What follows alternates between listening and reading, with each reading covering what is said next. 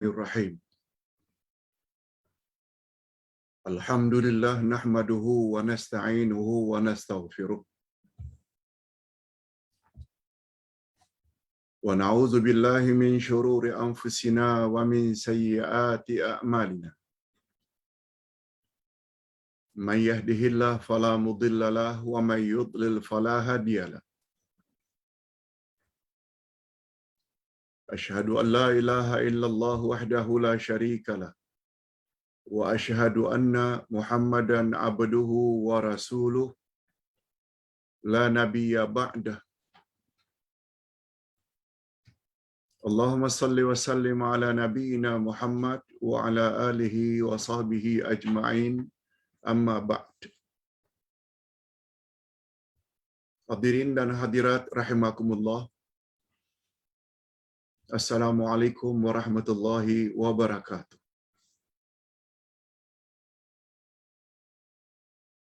Alhamdulillah, kita bersyukur kehadirat Allah Azza wa Jalla karena masih lagi diberi oleh Allah peluang, kesempatan untuk menimba ilmu pengetahuan kita tentang selok-belok agama,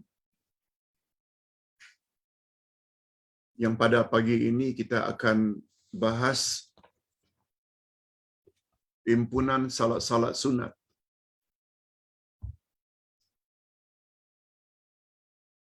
Khusus tentang salat sunat tasbih. Salat sunat tasbih.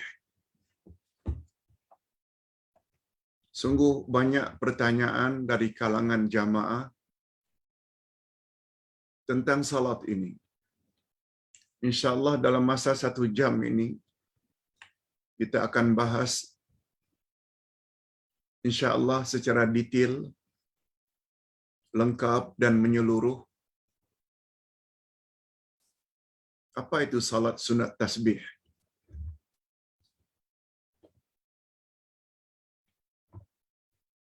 Kita langsung saja kepada topik.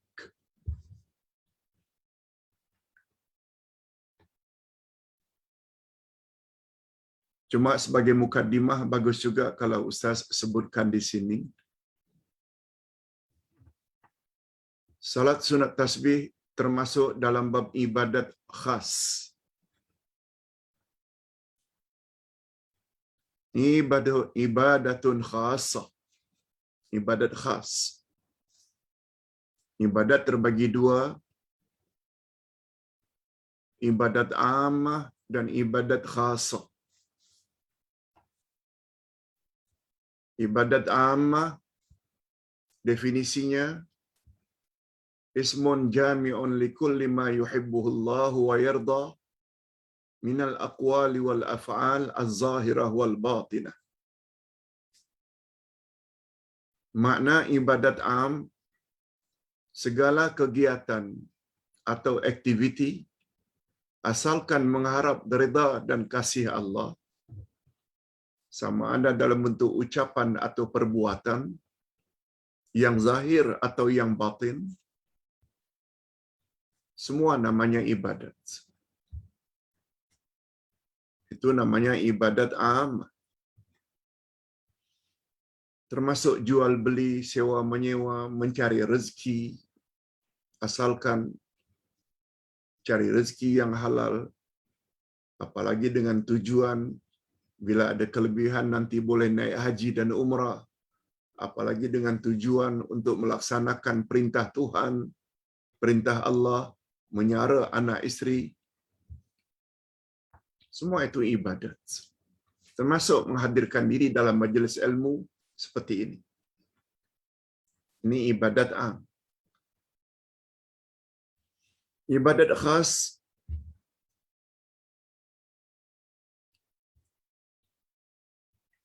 iaitu cara kita mendekatkan diri kepada Allah seperti salat, puasa, zakat, haji, tawaf, sa'i, wukuf di Arafah.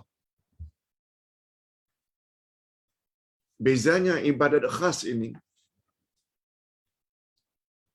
kita mesti terikat dengan cara yang telah diajar oleh Nabi sahaja. Ibadat am datang panduan dari Nabi secara global, ijmali, garis besar saja. Yang penting bila berniaga, jangan ada unsur riba. Bila berniaga, jangan menipu. Bila berniaga, jangan memeras. Jangan eksploitasi. Adapun tentang caranya, itu bebas. Asal jangan ada unsur tipu menipu. Itu sebabnya jual beli online hari ini. Mana ada di zaman Nabi. Shopee hari ini. Mana ada di zaman Nabi. Tetapi dalam jual beli online Shopee tidak ada unsur tipu menipu. Teruskan. Tapi dalam bab ibadat termasuk salat tasbih, kita mesti tahu ada suruhan, ada dalilnya. Bagaimana cara melakukannya? Nah, oleh sebab itu dengar baik-baik.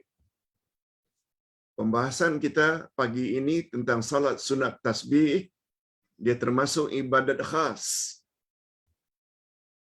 yang mesti kita ketahui dalil-dalil suruhannya. Bagaimana cara melakukannya? Apa yang patut dibaca?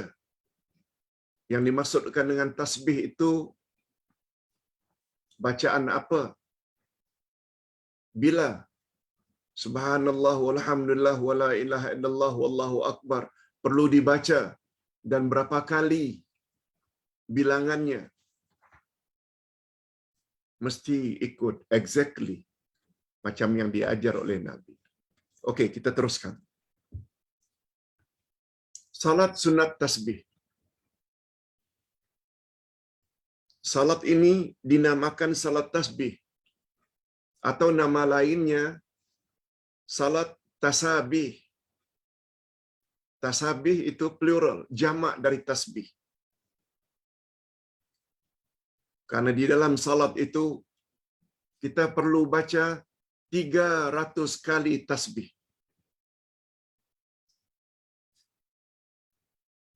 300 kali. Yaitu subhanallah walhamdulillah wala ilaha illallah wallahu akbar. Okey. Itu dari sudut pemahaman.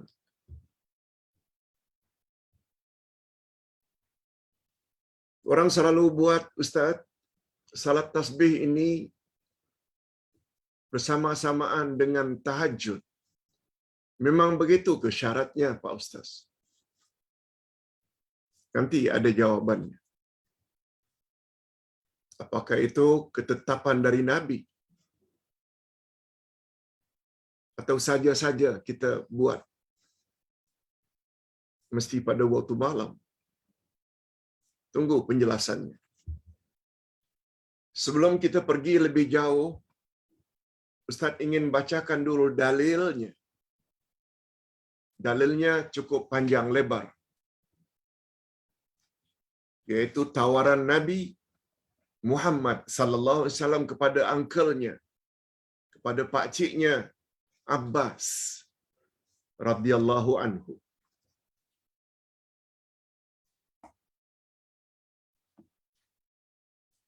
Untuk makluman kita, ketika Nabi diangkat menjadi Rasul, beliau memiliki 4 orang uncle, pakcik.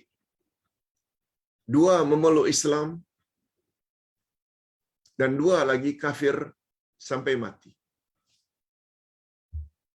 Yang masuk Islam itu adalah Hamzah dan Abbas. Hamzah mati syahid dalam perang Uhud, uncle Rasul. yang bernama Hamzah, dan uncle Rasul yang satu lagi memeluk Islam adalah Abbas. Baginda Rasul sallallahu alaihi wasallam meninggal dulu dari uncle-nya. Umar pernah meminta kepada Abbas setelah baginda wafat. Umar minta kepada Abbas, uncle-nya, supaya mendoakan agar Madinah diturunkan hujan, salat istisqa. Nabi tidak pergi ke kuburan Nabi, minta-minta. Tapi mohon doa daripada Abbas, uncle-nya Rasulullah. Ini bermakna uncle-nya lebih panjang umurnya dari baginda sebagai anak saudara. Nah, dua lagi uncle-nya yang mati, yang kafir sampai mati, yaitu Abu Talib dan Abu Lahab.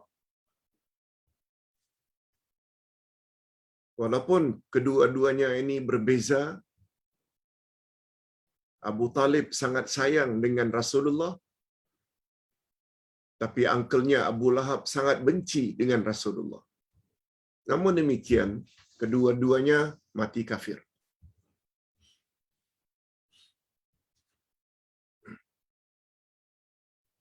Nah, sekarang kata-kata Rasulullah sallallahu alaihi wasallam kepada uncle-nya Abbas. Nah, apa kata Rasulullah? Hadisnya panjang. Ustaz kira kita boleh baca sendiri.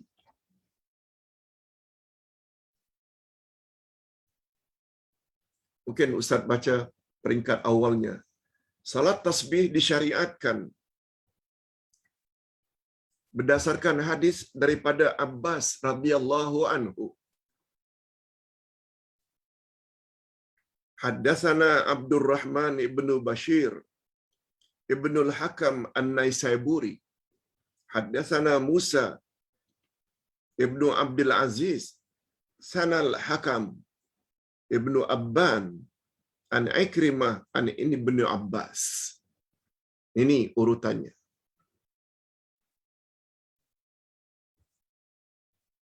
Anna Rasulullah sallallahu alaihi wasallam qala lil Abbas.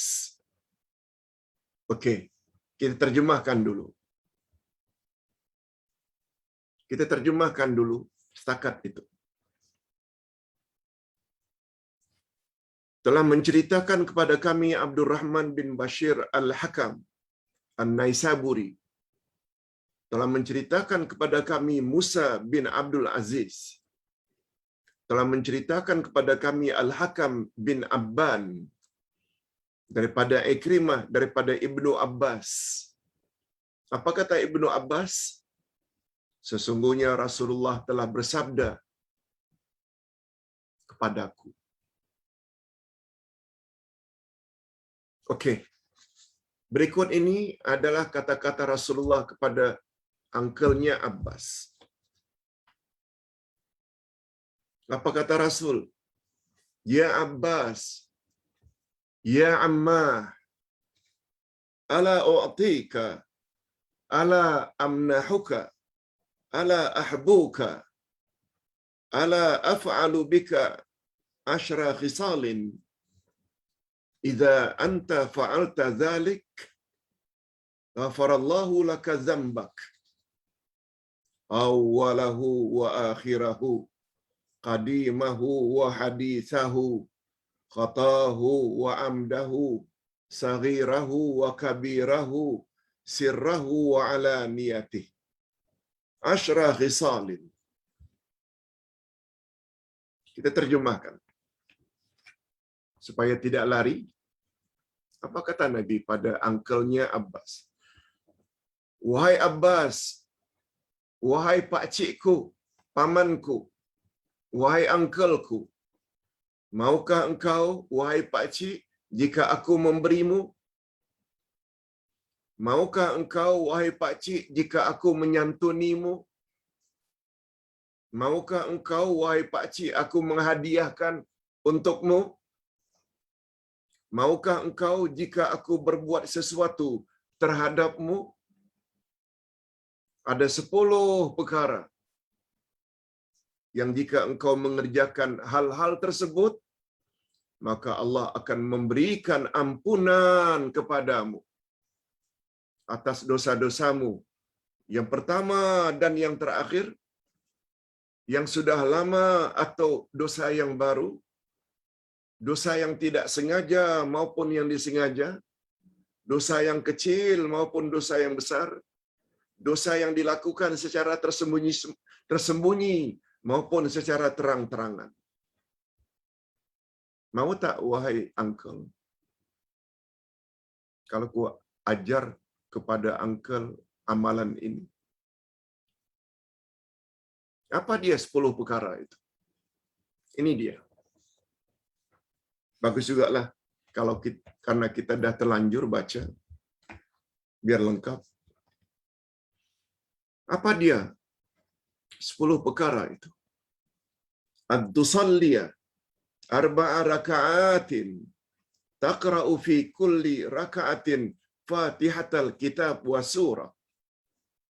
Fa idza faragta minal qira'ah fi awwali raka'atin wa anta qa'im qulta subhanallah walhamdulillahi wa la ilaha illallah wallahu akbar 15 marrah.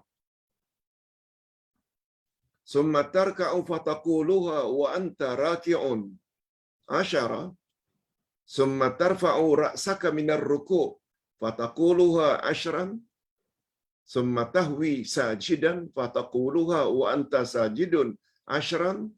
Summa tarfa'u ra'saka minas sujud fataquluha 10. Summa tasjud fataquluha 10.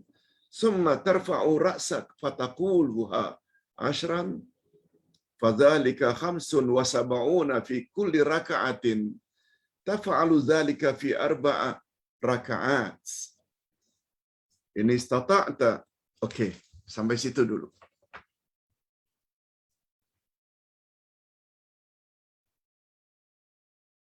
Adapun 10 perkara itu ialah, adapun 10 perkara itu adalah, hendaklah engkau wahai uncle salat 4 rakaat. 4 rakaat. Yang pada setiap rakaat engkau membaca surah Al-Fatihah dan surah lainnya. Dan engkau sudah selesai, jika engkau sudah selesai membaca di rakaat pertama Al-Fatihah dan surah, sedangkan engkau masih dalam keadaan berdiri, hendaklah engkau mengucapkan subhanallah walhamdulillah wa la ilaha illallah wallahu akbar sebanyak 15 kali. 15 kali. Kemudian rukuk, lalu engkau membacanya 10 kali sedang engkau dalam keadaan rukuk. Lalu mengangkat kepalamu dari rukuk seraya mengucapkannya 10 kali. Selanjutnya turun sujud lalu membacanya 10 kali ketika dalam keadaan sujud. Setelah itu mengangkat kepalamu dari sujud seraya mengucapkannya 10 kali.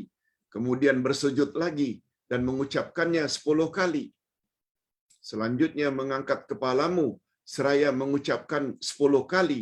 Demikian itulah 75 kali setiap rakaat. Kalau 75 kali setiap rakaat, 75 kali 4, 300. Yes.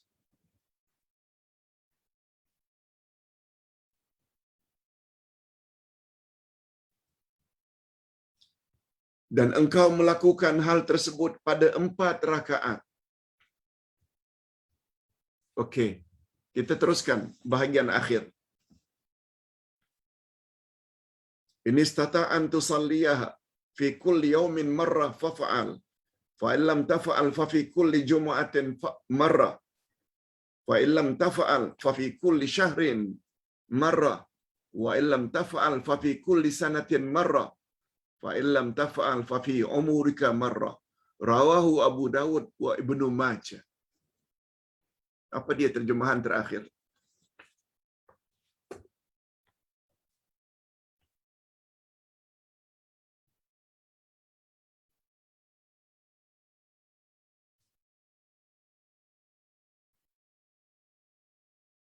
Jika engkau mampu mengerjakannya setiap hari satu kali,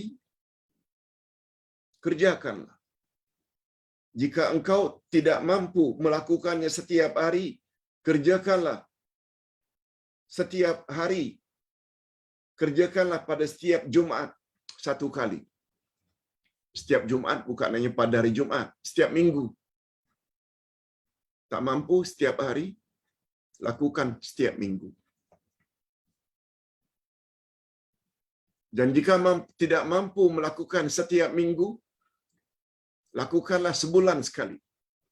Tak mampu melakukan satu kali sebulan, lakukanlah setahun sekali. Andai kata setahun kali pun kamu tak mampu, lakukanlah walaupun sekali seumur hidupmu. Hadis riwayat Abu Dawud dan Ibnu Majah. Okey. Sekarang kita dah dengar dah tentang dalilnya. Ingat, Islam agama dalil.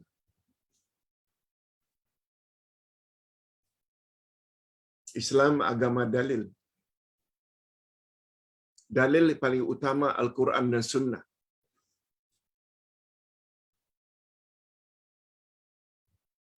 Sebab hari ini tersebar berita di media sosial. Ada puak-puak tertentu yang mendakwa pahaman Wahabi ini sesat, kufur, menyamakan Allah dengan makhluk.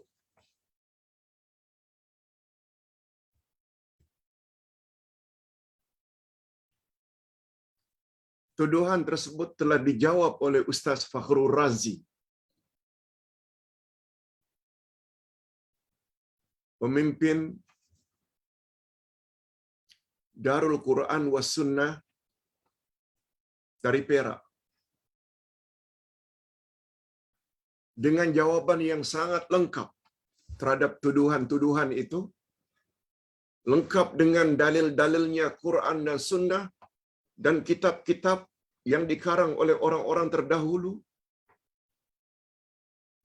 Insya-Allah, karena esok kita akan belajar akidah, Ustaz akan share petang ini insya-Allah.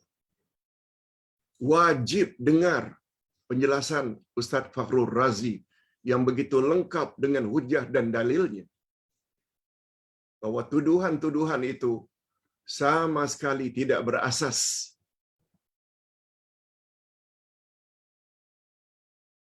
Ustaz harap semua bapa-bapa dan ibu-ibu serta para pemirsa mesti dengar ceramah tersebut. Dan Uday punya pandangan exactly sama betul. Uday pun barangkali tak mampu membuat penjelasan sedetail itu. Habis subuh tadi, selain membaca persiapan untuk hari ini, Ustaz juga dengar penjelasan Ustaz Fakhrul Razi. Sangat detail dan sangat cantik. Penuh dengan dalil-dalil.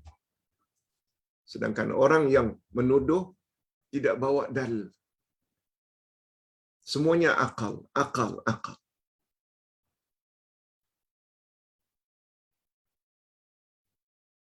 Kalau kita tak tahu, jangan sembarang tuduh. Salah-salah kita telah menuduh para sahabat pun. Akhirnya rosak akidah mereka. Padahal lengkap dalil-dalil dari Nabi, dasarkan hadis sahih dan perkataan salafus salih. Okey. Cuma Ustaz ingin berpesan, tolong dengar. sampai habis. Kalau ingin mendapat kepahaman. Jangan bertaklid buta.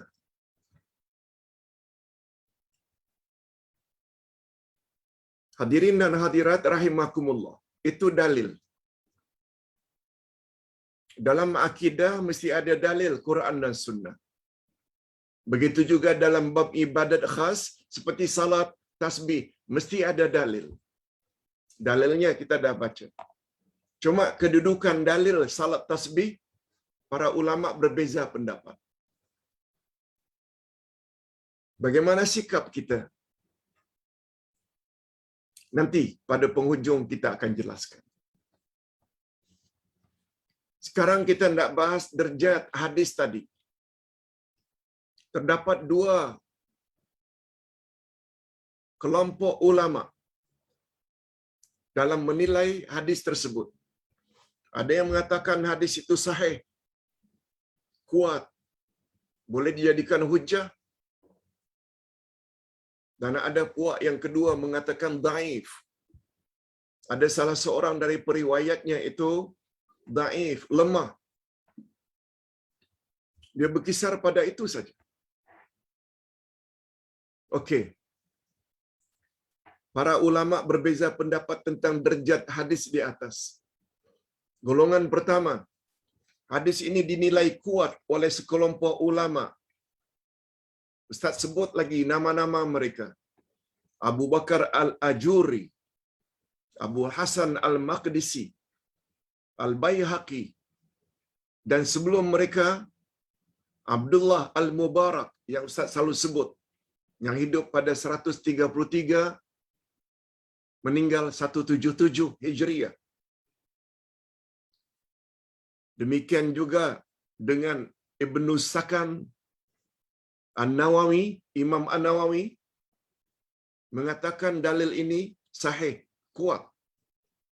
Tajus Subki, Balqini, termasuk Ibnu Nasiruddin Ad-Dimashqi, Ibnu Hajar As-Suyuti, Al-Laknawi, As-Sindi, Az-Zubaidi, Al-Mubarak Furi, penulis kitab Tuhfah, dan Al-Mubarak Furi, penulis kitab Mir'at, dan Al-Allamah Ahmad Syakir, seorang pakar hadis, termasuk Syekh Nasruddin Albani, seorang ulama hadis dari kalangan ulama yang terakhir. Lihat juga kitab Risalatut Tanqih, Lima Ja'a fi Salatit Tasbih oleh Jasim Ad-Dawsari, halaman 64 hingga 70. Tidak sembarang orang ini pakar hadis belaka. Golongan yang kedua, hadis salat tasbih ini boleh dipertikaikan kesahihannya. Nah, mereka mempertikaikan. Biar kita berlaku adil. Ini pendapat. Yang ini juga pendapat. Karena di antara perawinya adalah Musa bin Abdul Aziz dan Al-Hakam bin Abban. Adapun Musa bin Abdul Aziz berkata Ibnu Madini adalah dhaif. Lemah, bukan palsu ya. Lemah lain. Lemah 50-50. Ada kemungkinan Nabi sebut, ada kemungkinan Nabi tidak sebut. Itu dhaif. Apa hukum kita melakukan amal sunat atau fadilat amal berdasarkan hadis dhaif? Nanti kita akan jelaskan. Begitulah seterusnya. Begitulah seterusnya. Nah, untuk menghemat masa, setelah kita tahu ada dua puak menilai hadis tadi, ada yang sahih, ada yang mengatakan dhaif. Hukum salat tasbih. Sunat ke Pak Ustaz? Makruh ke? Dia tergantung sampai mana mereka itu menilai kekuatan dalil tadi. Para fuqaha tidak sependapat tentang hukum salat tasbih. Perbezaan ini sangat erat hubungannya dengan cara mereka menilai hadis Abbas di atas. Pertama, mazhab Hanafi. dan Syafi'i. Mazhab Hanafi, Imam Abu Hanifah, mazhab Syafi'i, Imam Asy-Syafi'i, kata mereka hukumnya sunat. Sedangkan mazhab Hambali,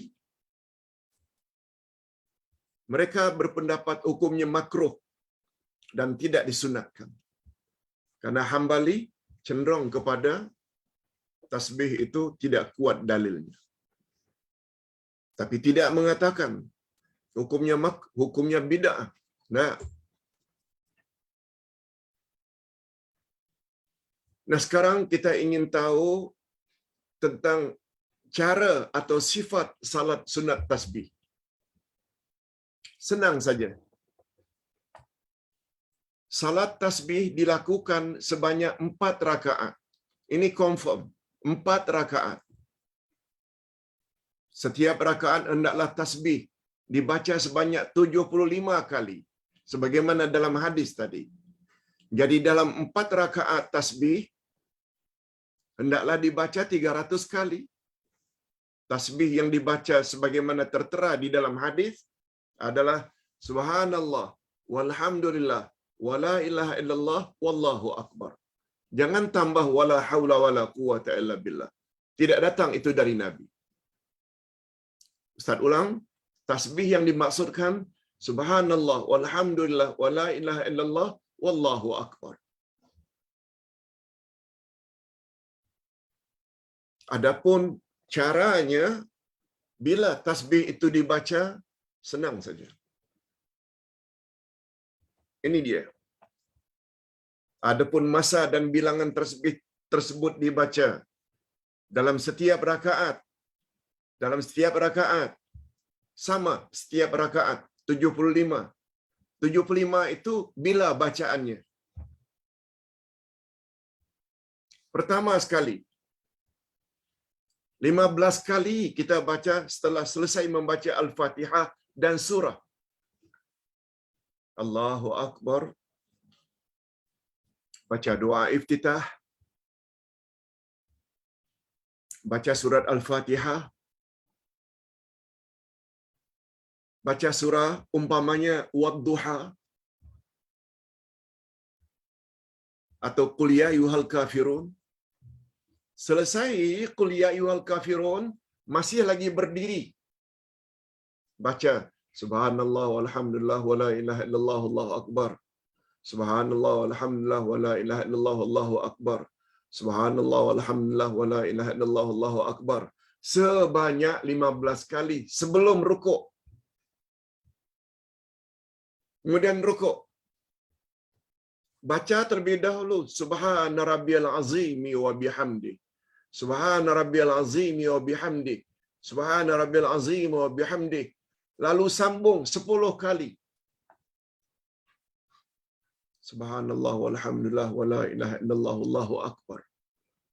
Dah 10 kali baru i'tidal. Baca dulu doa i'tidal, Rabbana lakal hamd. Atau yang panjangnya, Rabbana lakal hamdu hamdan katsiran thayyiban mubarakan fi. Lalu baca 10 kali tasbih. Subhanallah walhamdulillah wala ilaha illallah Allahu akbar. Dah berapa dah? 15 ketika qiyam, 10 ketika rukuk, 10 ketika i'tidal. Maknanya sudah 35. Lalu rukuk, dari i'tidal sujud. Baca doa sujud dulu. Subhana rabbiyal a'la wa bihamdi. Subhana rabbiyal a'la wa bihamdi. Subhana rabbiyal a'la wa bihamdi. Baru baca 10 kali lagi. Dari 35 jadi 45. Duduk antara dua sujud. Rabbi ufirli warhamni wajburni hingga akhir.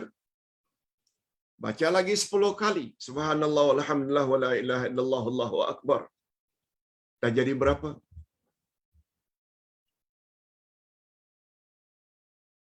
55.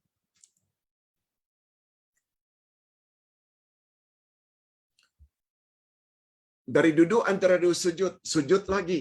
baca lagi subhana rabbil a'la wa bihamdi 3 kali, kemudian 10 kali subhanallah.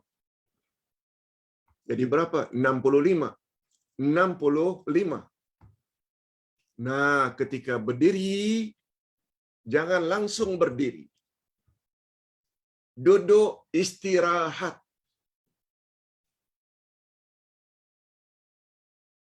Setelah sujud yang kedua, kan kita naik ke rakaat kedua. Jangan langsung berdiri, tapi duduk. Duduk ini namanya duduk istirahat. Duduk istirahat tidak ada apa-apa bacaan, tentunya. Yang kita baca hanya 10 kali. Subhanallah walhamdulillah wala ilaha illallah wallahu akbar. Bila selesai tasbih 10 kali dalam sujud, dalam duduk istirahat lengkap, semuanya 75 kali. Naik lagi, baca Al-Fatihah, baca surah.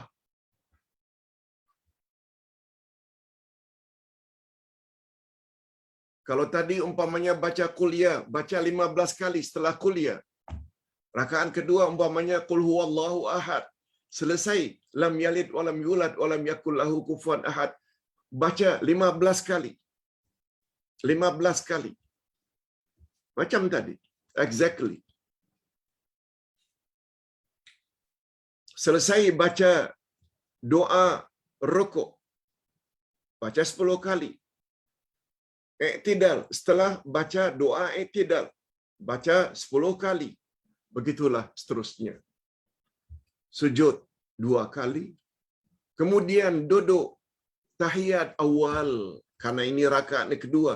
Tahiyat awal. Sudah baca tahiyat awal, at-tahiyatul mubarakatus salawatut thayyibatu lillah. Selesai. Sebelum berdiri, baca 10 kali lagi. 75 lagi. Naik untuk berdiri rakaat ketiga, baca Al-Fatihah. Biasa kita baca Al-Fatihah saja. Setelah itu baca 15 kali. Begitulah rukuk, i'tidal, sujud 2 kali. Duduk antara 2 sujud. Kemudian naik ke rakaat yang ketiga, duduk istirahat. Sama dengan rakaat yang pertama tadi. Baca 15 kali. Maaf, baca 10 kali. Genap lagi 75. Baru naik ke rakaat yang keempat. Baca Al-Fatihah. Setelah Al-Fatihah, baca 15 kali. Tasbih. Begitulah rukuk 10, i'tidal 10, sujud pertama 10, duduk antara sujud 10. Sujud lagi 10. Baca tahiyat akhir. Fil alamina innaka hamidum majid. Baca 10 kali lagi. Subhanallah walhamdulillah wala ilaha illallah Allahu akbar. Genap 75 kali lagi. Sebelum kita salam. Jadi 4 rakaat, 4 kali 75, semuanya 300. Itu penjelasannya. Nah, sekarang kita masuk kepada bab fadilat. Fadilat salat tasbih. Jika salat tasbih dilakukan sebagaimana dinyatakan oleh Rasulullah, sifatnya dalam hadis di atas yang kita baru jelaskan sebentar tadi, maka Allah akan mengampuni dosanya. Dosa yang pertama dan dosa yang terakhir. Yang sudah lama atau dosa yang masih baru. Dosa yang dilakukan secara sengaja atau tidak sengaja. Dosanya dosa kecil atau dosa besar. Yang dilakukan secara sembunyi-sembunyi atau terang-terangan. Nah, ini nanti perlu penjelasan. Nanti dalam kesimpulan. Golongan yang menilai kuat derajat hadis salat tasbih tersebut. Golongan yang yang berpendapat hadis Rasulullah kepada pakciknya Abbas tu kuat berpendapat bahwa salat tersebut sangat digalakkan oleh Rasul sallallahu alaihi wasallam. Hal ini diisyaratkan oleh anjuran baginda. Anjuran baginda, jika mampu lakukan setiap hari lakukan. Jika tidak mampu seminggu sekali, tak mampu sebulan sekali, tak mampu setahun sekali, tak mampu walau sekali seumur hidup. Ia memberi isyarat bahwa salat ini sangat digalakkan oleh Nabi sallallahu alaihi wasallam. Hadirin dan hadirat, sekarang kita masuk ke bahagian yang terakhir. Ini sangat penting. Ustaz simpulkan dengan 9 kesimpulan. Sila ambil perhatian. Kesimpulan.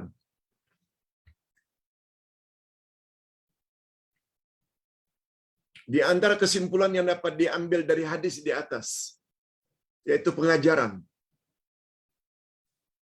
Pertama sekali, berdasarkan zahir hadis salat tasbih, zahir hadis salat tasbih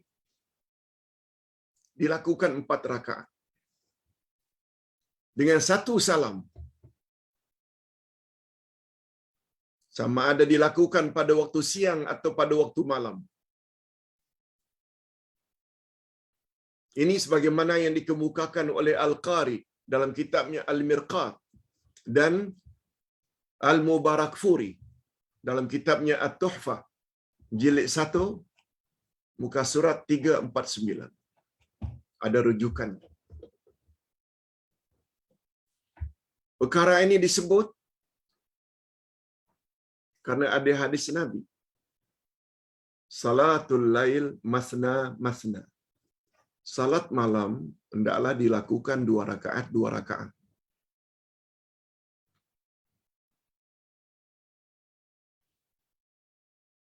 Supaya jangan kita masukkan salat sunat tasbih di dalam hadis itu, sesuai dengan anjuran Nabi, 4 rakaat 4 rakaat 1 salam. Dia tidak termasuk dalam keumuman hadis tadi.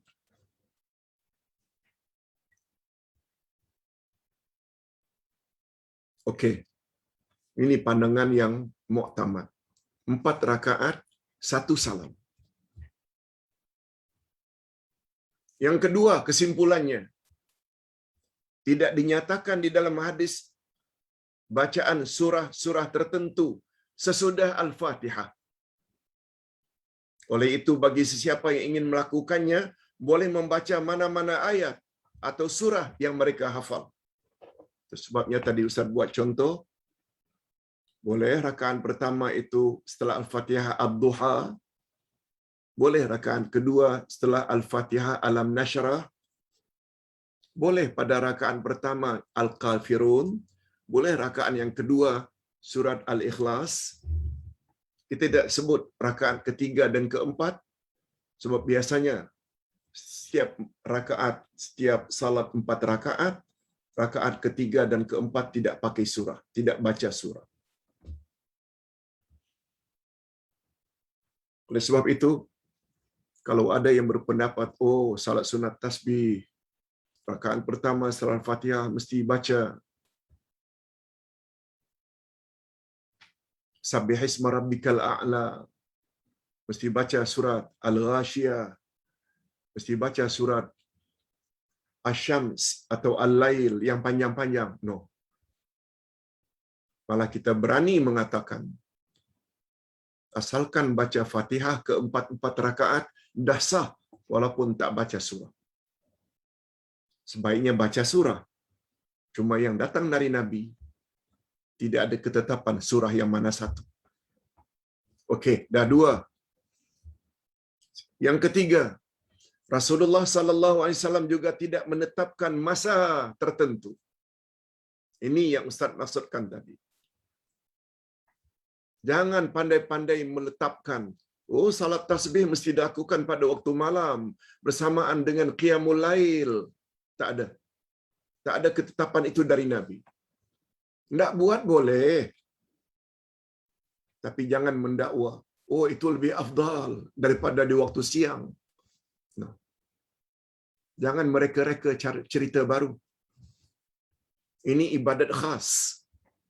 Anytime, kata Nabi.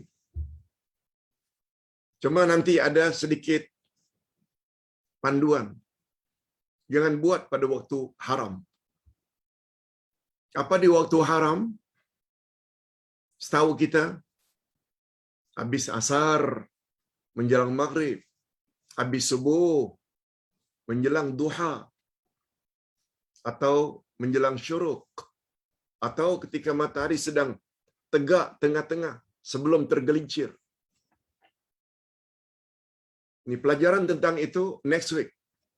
Minggu hadapan insya-Allah. Tentang waktu-waktu yang diharamkan.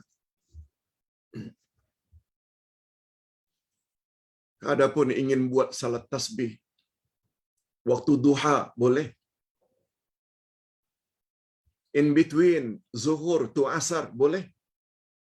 In between antara maghrib dengan isyak boleh. Habis isyak juga boleh. Sepertiga akhir malam juga boleh. Itu dia. Mari kita berpegang kepada sunnah Nabi. Jangan mereka-reka cara baru. Kasihan orang-orang belakangan akhirnya merasa terikat. Karena guru yang mengajarnya tak ada ilmu. Tak faham. Tak maaf. Biasanya mengajar mesti ada ilmu. Dalam bab agama mesti ilmu yang berkaitan, yang rujukannya Quran dan sunnah Nabi. Bukan cakap-cakap manusia biasa.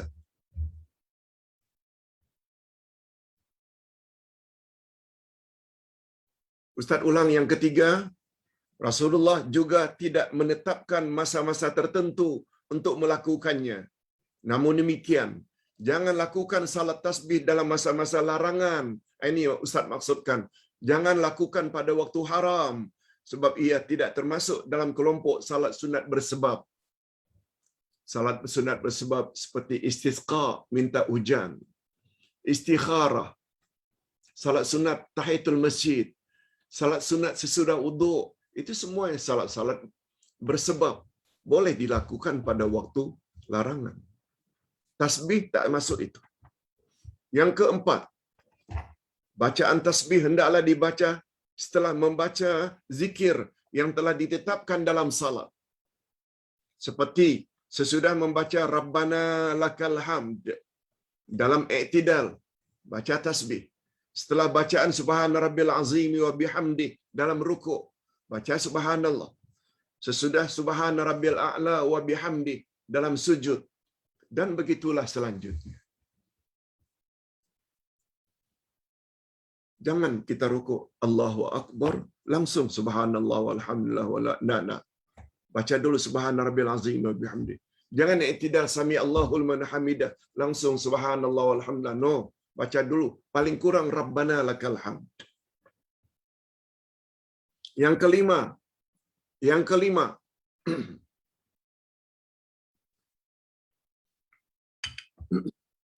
Bismillah.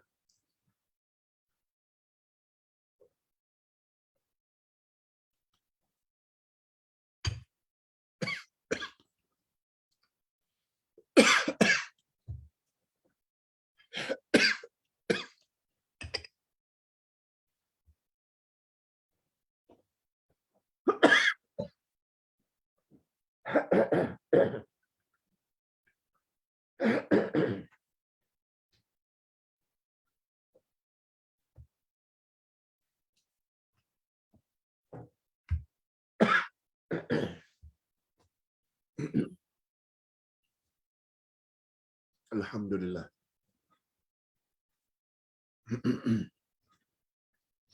Terima kasih para jemaah yang turut mendoakan Ustaz. terasa agak berkurang sakitnya. Tapi masih ada. Tolong terus doa. Jadi untuk sementara kita batasi 1 jam saja. Ustaz teruskan.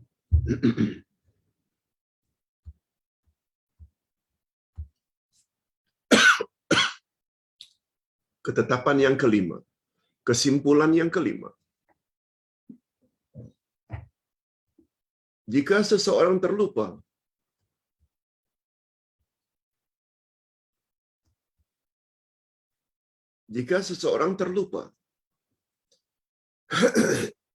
dalam salat sunat tasbih,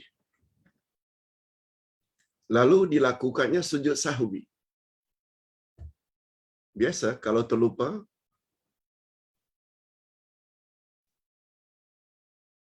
karena keraguan rakaat ke,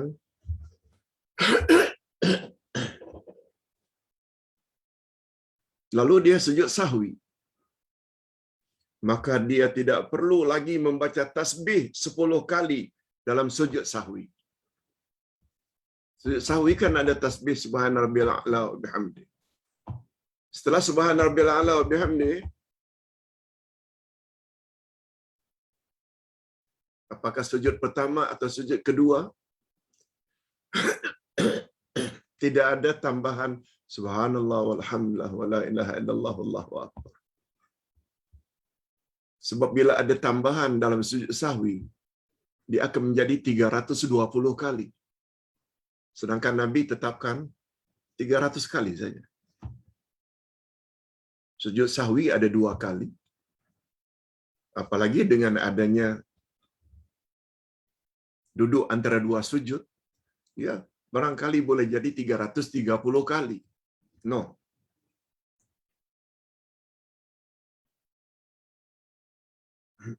Diriwayatkan oleh Imam Tirmizi dari Abdul Aziz Razman, dia berkata, aku katakan kepada Abdullah Al-Mubarak, ini tadi, tabi'in, yang hidup antara 133 hingga 177.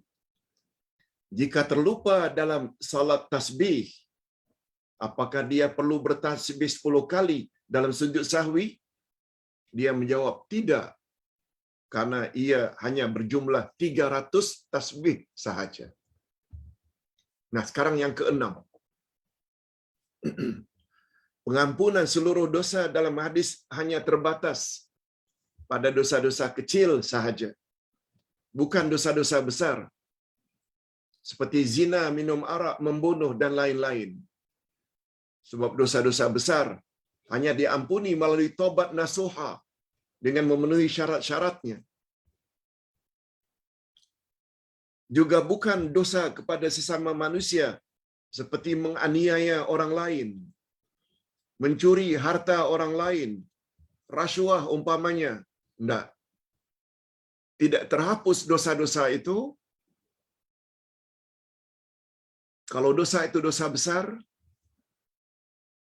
sama ada dosa besar terhadap Allah, lebih-lebih lagi syirik, berzina, berjudi, minum arak, rasuah, atau sama manusia, menzalimi orang lain, memfitnah orang lain, tidak terhapus dengan salat sunat tasbih. Sebab itu semua baru terhapus dengan tobat nasuha, dengan memenuhi syarat-syaratnya, sebagaimana kita sama-sama maklum. Yang ketujuh, para ulama berbeza pendapat ketika menilai kesahihan hadis salat tasbih. Tadi kita dah sebut, para ulama berbeza pendapat. Ada yang menggolongkannya sahih, dan ada pula yang mengatakan dhaif atau lemah. Oleh itu, ini dia pengajaran. Oleh itu, salat tasbih tidak mengapa jika ingin melakukannya. Siapa awak yang tak melarang? Sebab ada ulama yang mengatakan ianya hadis sahih. Jangan larang. Sebab salat sunat dan fadilat amalan tidak mensyaratkan kesahihan hadis. Walaupun hadis itu dikatakan dhaif, still masih boleh dilakukan. Sebab fadilat amalan, amal-amal sunat, dia tidak disyaratkan mesti berdasarkan hadis yang sahih. Tapi dengan syarat, dia hanya dhaif, bukan dhaifun jiddan. Dhaifun jiddan maknanya sangat dhaif. Itu tak boleh.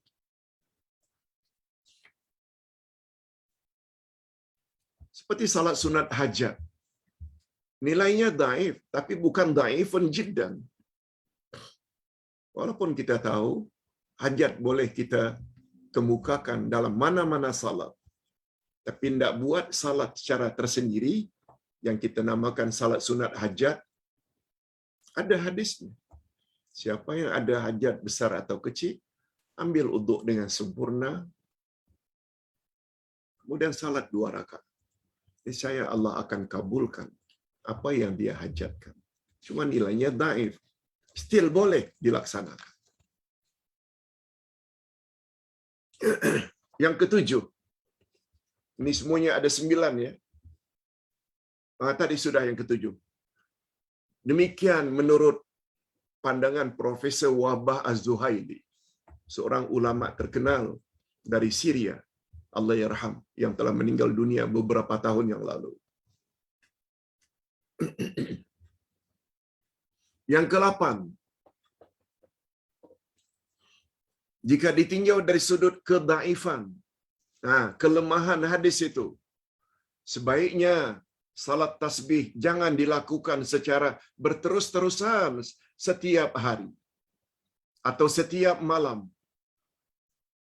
Kalau kita lihat dari sudut, ada yang menilai ianya dhaif, sebaiknya jangan buat berterus-terusan setiap malam atau setiap siang. Sebab menurut ulama hadis, bahwa natijah hadis dhaif adalah zan atau sangkaan. Istilah kita 50-50. 50% mungkin Nabi ada sebut, 50% mungkin Nabi tak sebut. Itu namanya zan. Berbeza dengan hadis sahih yang menghasilkan natijah yakin. Nah, sekarang dia berkisar antara 2. Antara zan dengan sahih. Oleh sebab itu, ingin kita lakukan, silakan lakukan. Dan karena ada unsur dhaif, better bila tidak dilakukan setiap hari. Mungkin sebulan sekali, mungkin setahun sekali, mungkin seminggu sekali. Tolong, jangan buat setiap malam. Sebab Ustaz dipahamkan, ada setengah-setengah ustaz-ustazah yang menganjurkan, bila kamu mau buat qiyamul lail, jangan lupa salat tobat, salat tasbih, salat tahajud, salat witir. Ini, 4 ini macam suatu kemestian. Better jangan. Khasnya untuk salat hajat. Hadisnya dhaif. Salat tasbih, hadisnya dhaif.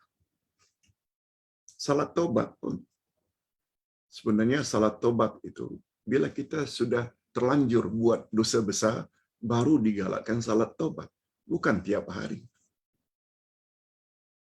Kita dah belajar ada salat sunat tobat. Nah, yang terakhir. Yang terakhir, yang ke-9. Sikap yang sederhana dalam hal ini. Nah, ini Ustaz pilih sikap sederhana. Apa dia, Pak Ustaz?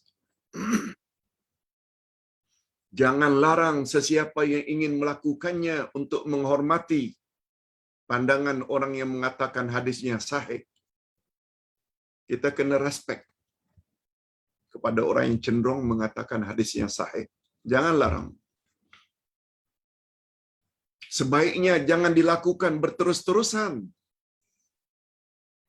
Itu pula untuk menghormati pandangan yang menggolongkan derajat hadis itu dhaif. Kalau 50-50, mengapa buat tiap hari? Dia hanya zan. Orang yang ingin buat tasbih, jangan dilarang.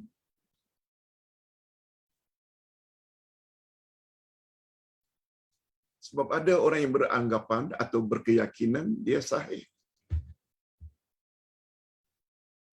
Bagi orang yang mengatakan hadisnya dhaif, tolong jangan buat tiap hari. Sebab dia tidak membawa result, natijah yakin. Tidak. Saya kira dengan penjelasan ini, tamatlah pembahasan tentang salat sunat tasbih. Kita akhiri dengan doa. Alhamdulillahirabbil alamin. Wassalatu wassalamu ala asyrafil anbiya'i wal mursalin wa ala alihi wa sahbihi ajma'in. Rabbana ighfir lana dzunubana wa liwalidina warhamhum kama rabbawna shighara. Rabbana hab lana min azwajina wa dhurriyyatina qurrata a'yun waj'alna lil muttaqina imama. Rabbana ighfir lana wa liwalidina wa auladina wa ahfadina maghfiratan zahiratan wa batinah la tughadiru dzamba. Allahumma ihfazna fi auladina wa ahfadina wa dzurriyyatina. Ya Allah, ampunkanlah dosa kami dan dosa kedua ibu bapa kami. Dan cucurilah mereka rahmat-Mu, ya Allah, sebagaimana mereka telah didik kami sejak dari kecil. Ya Allah, berilah kami pasangan hidup dan zuriat keturunan yang menyenangkan hati kami. Dan jadikanlah kami pemimpin bagi orang-orang yang bertakwa. Ya Allah, ya Tuhan kami, ampunkanlah dosa kami. Ampunkanlah dosa-dosa ibu bapa kami. Ampunkanlah dosa anak-anak dan cucu-cucu kami dan zuriat kami. Yaitu ampunan secara zahir dan batin. Sehingga tidak meninggalkan sedikit pun daripada dosa-dosa. Ya Allah, peliharalah kami dalam kami mengurus anak-anak cucu-cicit kami, agar semuanya menjadi orang yang mendapat redha-Mu, sehingga kami layak sama-sama memasuki syurga-Mu di akhirat nanti. Ya Allah, sungguh banyak pengajaran yang dapat kami ambil dalam kuliah pagi ini, khasnya tentang salat sunat tasbih. Berilah kami kekuatan, ya Allah, untuk melaksanakan ajaran-Mu berdasarkan dalil Quran dan Sunnah, bukan sekedar bertaklid buta tanpa dalil. Allahumma khtim lana bi husnil khatimah wa la takhtim alina bi su'il khatimah. Wa sallallahu ala nabiyyina Muhammad wa ala alihi wa sahbihi ajma'in walhamdulillahirabbil alamin. Subhanakallahumma wa bihamdik asyhadu an la ilaha illa anta astaghfiruka wa atubu ilaik. Assalamualaikum warahmatullahi wabarakatuh.